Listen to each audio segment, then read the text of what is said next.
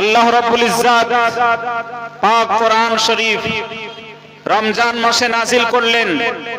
কারণ কোরআন বলল শাহরু রমাদান আল্লাযী উনজিলা ফীহিল কোরআন, রমজান মাস ওই মাস যেই মাসে আল্লাহর কোরআন অবতীর্ণ হয়েছে। একটু জোরে বলুন সুবহানাল্লাহ। হে কোরআন শরীফ বলো তোমার অ্যাড্রেস কি, ঠিকানা কি, পরিচয়টা কি? তো কোরআন বলবে আমার বাড়ি আসমানে, আমার বাড়ি লাউহে মাহফুজে, বল হুয়া কোরআনুম মাজিদ ফি লাউহিম মাহফুজ। আল্লাহর কোরআন উত্তর দিল, কোরআনের ঠিকানা বলে দিল, কোরআনের পরিচয় বলে দিল। আমার বাড়ি আসমানে, আমার বাড়ি লাউহে মাহফুজে, আমার বাড়ি আল্লাহর আরশে। জোরে বলুন সুবহানাল্লাহ।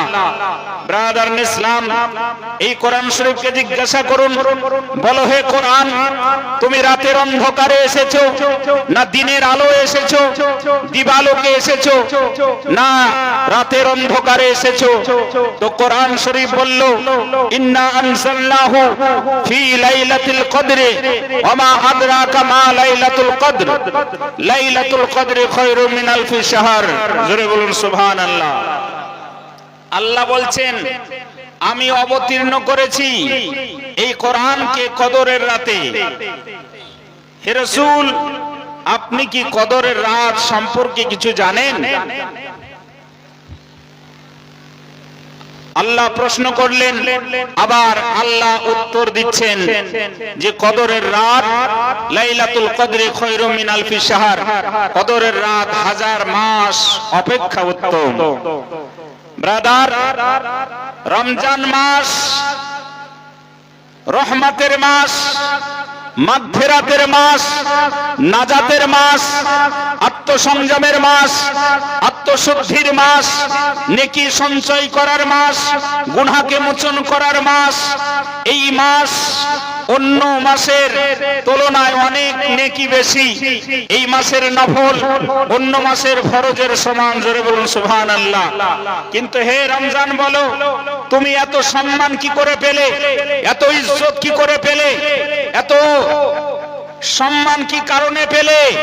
তো কোরআন বলতে বাধ্য হবে যে আমার মধ্যে কদর ছুপায়িত আছে, আমার মধ্যে কদর নিহিত আছে, যে কদর 1000 মাস অপেক্ষা উত্তম। মুসলমান, তাহলে বোঝা গেল রমজান মাস সম্মানিত হয়েছে, রমজান মাস ইজ্জতওয়ালা হয়েছে কদরের রাতের কারণে। আর কদরের রাত সম্মানিত হয়েছে কোরআন শরীফ আসার কারণে, কোরআন শরীফ নাজিল হওয়ার কারণে। কোরআন শরীফ আল্লাহর আসমান থেকে, আল্লাহর লৌহে মাহফুজ থেকে এই জমিনের বুকে যখন অবতীর্ণ হলো, কোরআন শরীফ পৃথিবীর বুকে আসলো, তো সেই রাত ছিল কদরের রাত। এই জন্য কদরের মর্তবা বেড়ে গেল। এ ব্রাদার, কদরের মর্তবা বাড়লো কোরআন শরীফ আসার কারণে। আর কোরআন শরীফের মর্যাদা নবী পাক সাহিবে আওলাদ সাল্লাল্লাহু তাআলা আলাইহি ওয়াসাল্লামের জন্য যে নবীকে তৈরি না করলে নামাজ আসতো না, নবীকে তৈরি না করলে রোজা আসতো না, নবীকে তৈরি না করলে হজ আসতো না, নবীকে তৈরি না করলে যাকাতের বিধান আসতো না, নবীকে তৈরি না করলে তাওরীত আসতো না, নবীকে তৈরি না করলে জবুর আসতো না, নবী না আসলে ইনজিল শরীফ আসতো না, নবী না আসলে পাহাড় পর্বত আল্লাহ কিছুই বানাতেন না। আল্লাহ বলেন লাউলা কালামা খলাকতুল আফলাক ওয়াল আরদিন, নবী গো তোমাকে যদি আমি তৈরি না করিতাম তাহলে আমি সাতবক জমিন আসমান কিছুই বানাতাম না। জোরে বলুন সুবহানাল্লাহ। এ ব্রাদার, নবী মুস্তাফার কারণে কাবার ইজ্জত, নবী মুস্তাফার কারণে আবে জমজমের ইজ্জত, নবীর কারণে মুজদালিফার ইজ্জত, নবীর কারণে আজ কুল জাহানের সম্মান, নবীর কারণে সমগ্র পৃথিবী আজ সম্মানিত হয়েছে। আজিজানে মিল্লাত ইসলামিয়া, নবী কার নাম, রাসূল কার নাম, পয়গম্বর আজম কার নাম নবী মুহাম্মদুর রাসূলুল্লাহ সাল্লাল্লাহু তাআলা আলাইহি ওয়াসাল্লাম যে রাস্তা দিয়ে হেঁটে যেতেন সেই রাস্তা দিয়ে মুশকিল পয়গম্বরের খুশবু ভেসে আসতো। আবু হুরায়রা আশিক সাহাবী, যে সাহাবী 1 লক্ষ হাদিসের হাফিজ ছিলেন। জোরে বলুন সুবহানাল্লাহ। এ ব্রাদার, 1 নয় 2 নয়, 1 লক্ষ হাদিসের হাফিজ ছিলেন।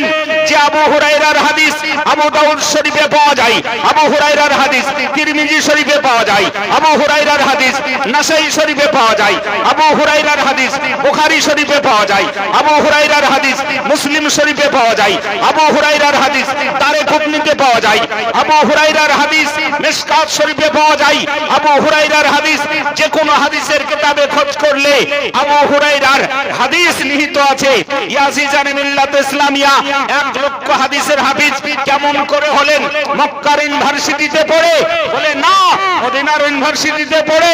বলে না। বাগদাদের মাটিতে পড়ে? বলে না। তো কিভাবে শিখলেন? তো আবু হুরায়রা বলেন, নবীর দরবারে আমি যেতাম, আমি সশরীরে উপস্থিত থাকতাম, নবী যেটা বলতেন কর্ণকহরে সেটাকে গেঁথে নিতাম, ব্রেনে আবদ্ধ করে নিতাম।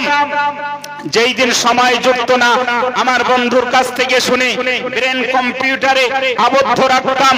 একদিন আমার নবী বলেন, এ আবু হুরায়রা, তোমার ব্যাপারটা কি? তুমি তো হাদিস শুনতে আসো।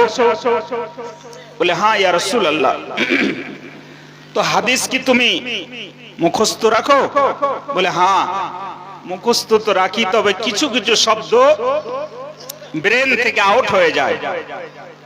তো নবী আমার বলেন, আবু হুরায়রা, তোমার শরীরে যে চাদরটা দেখছি ওই চাদরটা আমাকে দাও। একটু জোরে বলুন সুবহানাল্লাহ। তো নবী মুস্তাফার কাছে আবু হুরায়রা চাদরখানা এইভাবে দিয়ে দিলেন। চাদরখানা নবী আমার স্পর্শ করলেন, তারপরে আবু হুরায়রাকে আবার পুনরায় দিয়ে দিলেন। বলে, আবু হুরায়রা, এই চাদরটা তোমার সিনাতে লাগিয়ে নাও।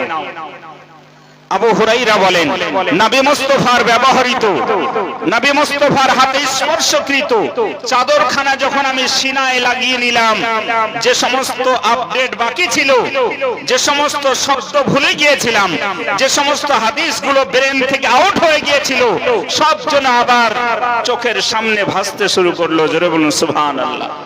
তো এইভাবে আবু হুরায়রা 1 লক্ষ হাদিসের হাফিজ হয়েছিলেন। ব্রাদার, আবু হুরায়রা একদিন আপনার রাস্তার ধারে দাঁড়িয়ে রয়েছেন, ক্ষুধার তাড়নায়।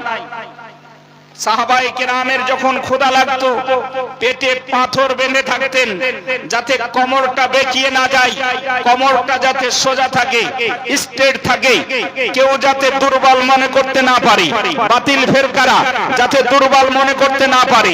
তাই ব্রাদার তিনারা পেটে পাথর বেঁধে রাখতেন। আবু হুরায়রাকে একদিন খুব খিদা লেগেছে, খুব তৃষ্ণা লেগেছে, তো উনি রাস্তায় দাঁড়িয়ে কোরআনের আয়াত পড়তে শুরু করলেন। এহেন অবস্থায় ইসলাম জগতের প্রথম খলিফা আবু বকর সিদ্দিক চলে যাচ্ছেন। আবু বকর সিদ্দিক রাদিয়াল্লাহু তাআলা আনহু কিছু কর্ণপাত করলেন না। দ্বিতীয়বার উমরে ফারুক চলে যাচ্ছেন। ইসলাম জগতের দ্বিতীয় খলিফা হযরতে উমরে ফারুক রাদিয়াল্লাহু তাআলা আনহু, যে উমরে ফারুক জ্বলন্ত সূর্যের দিকে তাকালে সূর্য নিস্তেজ হয়ে যেত, যে উমরে ফারুক ভূমিকম্প চলাকালীন মাটির উপরে লাঠির আঘাত হানলে ভূমিকম্প বন্ধ হয়ে যেত, ও উমরে ফারুক রাদিয়াল্লাহু তাআলা আনহু রাস্তা দিয়ে চলে যাচ্ছেন, কোনো কর্ণপাত করলেন না। নবী আমার আসছেন। তো আবু হুরায়রার আয়াত শ্রবণ করে আবু হুরায়রাকে দেখে একটু মৃদু হাসলেন। জোরে বলুন সুবহানাল্লাহ। নবী মুস্তাফা যখন হাসতেন, দুটো ঠোঁট সরে যেত আর সামনের দাঁত দিয়ে নূরের ঝলক হইতো। জোরে বলুন সুবহানাল্লাহ। মা আয়েশা আফিফা আতিকা রাদিয়াল্লাহু তাআলা আনহা, চ্যাম্পিয়ন মহিলা মুহাদ্দিসা মুহাক্কিকা, তিনি বর্ণনা দেন যে একদা আমি কাপড় সেলাই করছিলাম আর অন্ধকার ঘরে আমার হাত থেকে সুইটা জমিনে পড়ে গেল। তো আমি সুইটা আন্দাজে খুঁজতেছি, তো নবী জিজ্ঞাসা করছেন, रसूल आजम पैगंबर आजम शाफी रोजे महशर इमामुल अंबिया बेकसू के कस बेबसू के बस बेचारू के चारा गरीबों के हामी यतीमों के वली शफीउल मुज़नबिन राहतुल आशिकिन फरहतुल मगमुमिन खातिमुन नबिय्यिन नबीना व शफीइना व सय्यिदिना व मौलाना अहमद मुस्तफा मुहम्मद मुस्तफा सल्लल्लाहु ताला अलैहि वसल्लम বলেন আয়েশা কি খুঁজতেছো বলে ইয়া রাসূলুল্লাহ ইয়া হাবিবাল্লাহ এক্ষুনি আমার হাত থেকে সুইটা জমিনে পড়ে গিয়েছে তাই খুঁজতেছি বলে ঘর তো অন্ধকার আর এই অন্ধকার ঘরে তুমি খুঁজে পাবে তো উনি একটু মুচকি হাসলেন সঙ্গে সঙ্গে আলো হয়ে গেল অন্ধকার ঘর উজ্জ্বল হয়ে গেল মা আয়েশা সিদ্দিকা বলেন সঙ্গে সঙ্গে আমি সুইটাকে কুড়িয়ে পেয়ে গেলাম ধরে বলুন সুবহানাল্লাহ তো এ ছিলেন নবী আমার তো আবু হুরায়রাকে দেখে মৃদু হাসলেন বলে আবু হুরায়রা তোমার ক্ষুধা পেয়েছে তোমার তৃষ্ণা পেয়েছে যাও আমার হুজরাতে একটা পেয়ালা দুধ রাখা আছে ওই দুধটা নিয়ে এসো জোরে বলুন সুবহানাল্লাহ নবী কার নাম যে নবীর দরবার থেকে কেউ খালি হাত ফিরে আসে না আসহাবে সুফা 70 জন সাহাবী নিজের ঘর জায়দাদ সমস্ত কিছুকে ত্যাগ করে নবীর দরবারে নবীর কাছে সব সময় উপস্থিত থাকতেন নবীর দরবারে যে সমস্ত খাবার আসতো খেজুর আসতো খুরমা আসতো উপঢৌকন আসতো হাদিয়া আসতো নজরানা আসতো সব আসহাবে সুফাদের মধ্যে নবী আমার বিতরণ করতেন ব্রাদার এক পেয়ালা দুধ রাখা আছে আবু হুরায়রা যাও ওই দুধের পেয়ালাটা নিয়ে এসো আর সমস্ত সাহাবীদেরকে দাওয়াত দিয়ে দাও জোরে বলুন সুবহানাল্লাহ ব্রাদার আবু হুরায়রার পেটে ক্ষুধা বেড়েছে ক্ষুধার জ্বালা আরো বেড়ে গিয়েছে মনে মনে ভাবছে হায় ইয়া রাসূলুল্লাহ ইয়া হাবিবাল্লাহ আপনি দুধের কথা বললেন মনে মনে ভাবছেন এই দুধের পেয়ালাটা যদি আমি সম্পূর্ণ পান করে নিই এই দুধটা যদি আমি পান করে নিই তাহলে আমার পিপাসাও নিবারণ হয়ে যাবে ক্ষুধাও নিবারণ হয়ে যাবে দুধ একটা সুষম খাদ্য দুধ একটা এমনই খাদ্য যেটা খেলে ক্ষুধাও নিবারণ হয় পিপাসাও দূর হয়ে যায় এ ব্রাদার তেমনি একটা পানি যে পানির নাম জমজম এই পানিটা দাঁড়িয়ে দাঁড়িয়ে পান করতে হয় এই পানি পান করলে ক্ষুধাও নিবারণ হয় আপনার পিপাসাও দূর হয়ে যায় আজিজানে মিল্লাত ইসলামিয়া তো দুধের পেয়ালা আবু হুরায়রার হস্তে নবী বলেন সকল সাহাবীদেরকে দাওয়াত দিয়ে দাও সবাই একটু করে দুধ পান করে নিক ব্রাদার সকল সাহাবায়ে কেরামকে দুধ পান করাতে লাগলেন নবীর আদেশ মোতাবেক হুকুম মোতাবেক নির্দেশ মোতাবেক সমস্ত সাহাবায়ে কেরামের দুধ পান করা হয়ে গেল আবু হুরায়রা দুধের পেয়ালা নিয়ে নবীর দরবারে হাজির বলে ইয়া রাসূলুল্লাহ আসহাবে সুফার সমস্ত সাহাবা দুধ পান করে নিয়েছেন এবার কি হবে বলুন নবী আমার বলেন আবু হুরায়রা তুমি পিলো তুমি পান করে নাও আবু হুরায়রা পান করলেন পেয়ালাটা আবার হাজির করলেন নবী বলছেন পান করো যত পারো পান করো পেট ভর্তি করে পান করলেন ব্রাদার আবু হুরায়রাকে নবী আমার বলেন আবার পান করো বলে ইয়া রাসূলুল্লাহ আর পেটে জায়গা নেই পেট ভর্তি হয়ে গিয়েছে আমার ক্ষুধা নিবারণ হয়ে গিয়েছে পিপাসা দূর হয়ে গিয়েছে আর দুধ পান করার মতো জায়গা নেই জোরে বলুন সুবহানাল্লাহ এখনো পেয়ালায় দুধ ভর্তি আছে নবী কার নাম রাসূল কার নাম পয়গম্বর আজম কার নাম দেখুন নবী মুস্তাফা আদেশ করেছেন 70 জন সাহাবী এক পেয়ালা দুধ পান করলেন আবু হুরায়রা পান করলেন পরিশেষে নবী মুস্তাফার হস্তে ওই পেয়ালাটা যখন দিলেন নবী আমার নিজেও পান করলেন এ ব্রাদার ইসলাম দেখুন এক পেয়ালা দুধে সমস্ত সাহাবায়ে কেরামের ক্ষুধা নিবারণ হয়ে গেল পিপাসা নিবারণ হয়ে গেল আবু হুরায়রার হাদিস আবু হুরায়রা বলেন পেয়ালার দুধ কম হয়নি জোরে বলুন সুবহানাল্লাহ তো এ ছিলেন নবী। তো আবু হুরায়রা বলেন, নবী কোন রাস্তায় গিয়েছেন কাউকে কোনোদিন জিজ্ঞাসা করেনি, জিজ্ঞাসা করার প্রয়োজনটাই হয়নি। কারণ নবী যে রাস্তা দিয়ে যেতেন সেই রাস্তা দিয়ে মুশকে আম্বারের খুশবু ভেসে আসতো। আবু বকর সিদ্দিককে কোনোদিন জিজ্ঞাসা করেনি, উমারে ফারুককে জিজ্ঞাসা করেনি, ওসমানে গনিকে জিজ্ঞাসা করেনি, আলী মুর্তজাকে জিজ্ঞাসা করেনি, ইমামে হাসান ও হোসাইনকে জিজ্ঞাসা করেনি, কোন সাহাবায়ে কেরামগণকে জিজ্ঞাসা করার প্রয়োজনটা হয়নি। বলে আবু হুরায়রা তাহলে কি করে বুঝতে যে নবী ডানে গিয়েছেন না বামে গিয়েছেন, উত্তরে গিয়েছেন না দক্ষিণে গিয়েছেন, পূর্বে গিয়েছেন না পশ্চিমের রাস্তায় গিয়েছেন, কেমন করে বুঝতে? বলে শোনো, নবী মুস্তাফার দরবারের খাদিমে খাতে খাদিম রূপে যেই দিন থেকে নিযুক্ত হয়েছি, নবীর দরবারে আসা যাওয়া শুরু করেছি, নবীর নিসবত পেয়েছি, নবীর সংস্পর্শ পেয়েছি, নবীর সোহবত পেয়েছি, সেই দিন থেকে নবী মুস্তাফার শরীর থেকে মুশকে আম্বারের খুশবু আমার নিজের নাকে শুনতে পায়। জোরে বলুন সুবহানাল্লাহ। আবু হুরায়রা বলেন যে নবী কোন রাস্তায় গিয়েছেন কাউকে জিজ্ঞাসা করার প্রয়োজন হয়নি। এ মুসলমান কেমন করে বুঝতেন? বলে যে রাস্তা দিয়ে নবী হেঁটে যেতেন সেই রাস্তা দিয়ে মুশকে আম্বারের খুশবু ভেসে আসতো, আর সেটা শুনতে শুনতে আবু হুরায়রা সেই জায়গাতে পৌঁছে যেতেন। আজিজানে মিল্লাত ইসলামিয়া, সেই নবীরই ঘরানা, নবীরই খানদান, নবী মুস্তাফারই বংশ। আতায়ে রাসূল হিন্দাল ওয়ালি খাজা গরিবে নওয়াজ মুইনুল হক উদ্দিন আজমেরি ও সঞ্জারি রাদিয়াল্লাহু তাআলা আনহু, তিনারি স্মরণ সভা, তিনারি স্মরণে 2 দিন ব্যাপী এ জলসা কায়েম করা হয়েছে। খাজা গরিবে নওয়াজ কনফারেন্স এবং সমস্ত আত্মার শান্তি কামনার্থে, রুহের মাগফিরাতের উদ্দেশ্যে আজ আপনারা অক্লান্ত পরিশ্রম করে, মেহনত ও মুশাক্কাত করে নির্মূল চরের বুকে আজকে 3টা জুমা মসজিদের পরিচালনায় এই বিশাল সভা আয়োজিত হয়েছে। আল্লাহ পাক যেন আজকের এই মাহফিলকে আল্লাহ কবুল করে নেয়। সকলে বলি আল্লাহুম্মা আমিন। আজ আমরা খাজা গরিবে নওয়াজের উরুস পাকে যারা উপস্থিত হতে পেরেছি, আল্লাহ পাকের কাছে আমরা শুকরিয়া জ্ঞাপন করি। সকলে বলি আলহামদুলিল্লাহ। সকলে আপনারা খুশি আছেন তো? হাত দুটো উঁচু করে বলুন নারায়ে তাকবীর, নারায়ে রিসালাত, নারায়ে হায়দারি, খাজা কা হিন্দুস্তান জিন্দাবাদ। সবাই বলবেন জিন্দাবাদ। খাজা কা হিন্দুস্তান, খাজা গরিবে নওয়াজ কনফারেন্স, খাজা गरीब नवाज कॉन्फ्रेंस, गौस पाक का दामन, खाजा पाक का दामन, पीर मुर्शीद का दामन, उलमा अहले सुन्नत, मसला के आला हजरत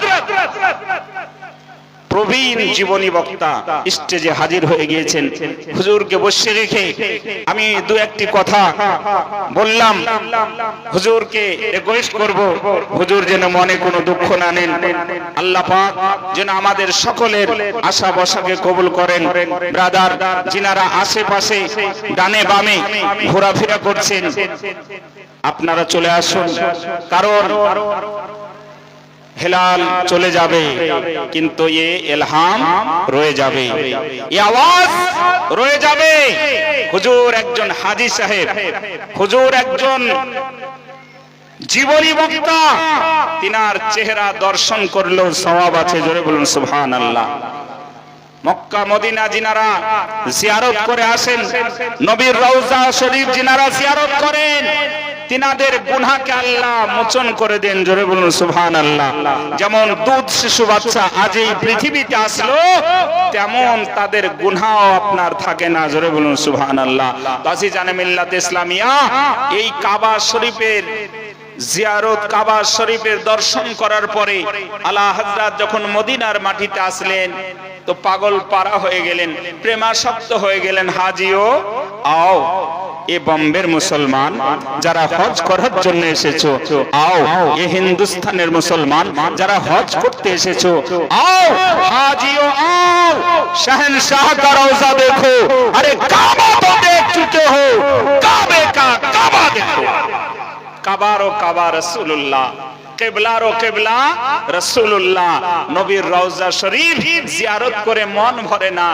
মান যারা কবরি ওয়াজাবাত লাহু শাফাআতি, কারণ নবী মুস্তাফা নিজের জবান মুবারকে নূরি বচনে বলেছেন, যেই ব্যক্তি আমার কবর শরীফ মাজার শরীফ একবার জিয়ারত করলো তার জন্য সুপারিশ করা ওয়াজিব হয়ে গেল। জোরে বলুন সুবহানাল্লাহ।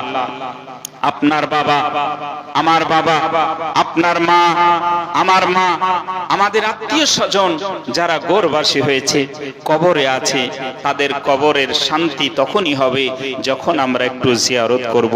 কবরস্থানে যাওয়ার পরে একটু দরুদ শরীফ পড়ব, একটু সূরা নাস পড়ব, সূরা কুলহু পড়ব, সূরা আলহামদু পড়ব, একটু দরুদ শরীফ পড়ে আল্লাহর দরবারে হাত তুলব। আল্লাহুম্মা রাব্বির হামহুমা কামা রাব্বায়ানি সগীরা, আল্লাহুম্মা গফির লি হাইয়িনা ওয়া মাইয়িতিনা ওয়া শাহিদিনা ওয়া গায়বিনা ওয়া সগীরিনা ওয়া কাবীরিনা ওয়া যাকারিনা ওয়া উনসানা, আল্লাহুম্মা মান আহইয়াইতাহু মিন্না ফাহইহি আলাল ইসলাম ওয়া মান তাওয়াফাইতাহু মিন্না ফাতাওয়াফাহু আলাল ঈমান। আল্লাহ পাক এই দোয়াকে কবুল করে নেবেন। ব্রাদার ইসলাম, এই জন্য বেশি বেশি করে মায়ের কবর জিয়ারত করুন, বাবার কবর জিয়ারত করুন, দাদার কবর জিয়ারত করুন, দাদির কবর জিয়ারত করুন। নবী আমার বলেন ফাজুরুহা, তোমরা জিয়ারত করো। জিয়ারত করা নবী পাকের সুন্নাত, জিয়ারত করা সাহাবীদের সুন্নাত, জিয়ারত করা তাবে তাবেঈনের সুন্নাত, জিয়ারত করা এটা একটা ভালো জিনিস। অতএব মুসলমান, কবরস্থানের জালসা আপনারা অবশ্যই বাবা মার কবর সাপ্তাহিক, মাসিক, 1 মাস 2 মাস ছাড়াও আপনি করতে পারেন, বছরে একবারও করতে পারেন। তাতে কি হবে? আপনার অন্তরে একটু আল্লাহর ভয় আসবে এবং তারা কবরে শান্তি পাবে। জোরে বলুন সুবহানাল্লাহ। আল্লাহ পাক যেন আমাদেরকে হাদিস ও কোরআন মোতাবেক নিজের জীবন যাপন করার তৌফিক দান করেন। হুজুর বসে আছেন, হুজুরের সময়টুকু আমি অনেক দূর আগে নিয়ে চলে গেলাম। যাই হোক, হুজুর এসেছেন।